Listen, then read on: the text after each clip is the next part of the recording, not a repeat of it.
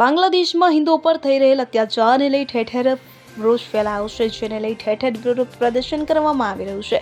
અખિલ ભારતીય હિન્દુ મહાસભાના રાષ્ટ્રીય અધ્યક્ષ સ્વામી ચક્રપાણી મહારાજ દ્વારા પણ બાંગ્લાદેશમાં હિન્દુઓ પર થઈ રહેલ અત્યાચારને લઈ રોષ વ્યક્ત કર્યો છે. જે અંતર્ગત અખિલ ભારતીય હિન્દુ મહાસભાના રાષ્ટ્રીય અધ્યક્ષ સ્વામી ચક્રપાણી મહારાજ દ્વારા દિલ્હીમાં રોષ વ્યક્ત કરી પુતળા દહન કરવામાં આવ્યું. તો અખિલ ભારતીય હિન્દુ મહાસભાના રાષ્ટ્રીય અધ્યક્ષ સ્વામી ચક્રપાણી મહારાજે જણાવ્યું હતું કે બાંગ્લાદેશે હિન્દુ વિરોધી આતંકવાદીઓને તાત્કાલિક સજા અપાવવી જોઈએ, નહીં તો ઓપરેશન સિંદૂર 2 જેવી બાંગ્લાદેશ તૈયાર રાખે. Bureau report CN24 news.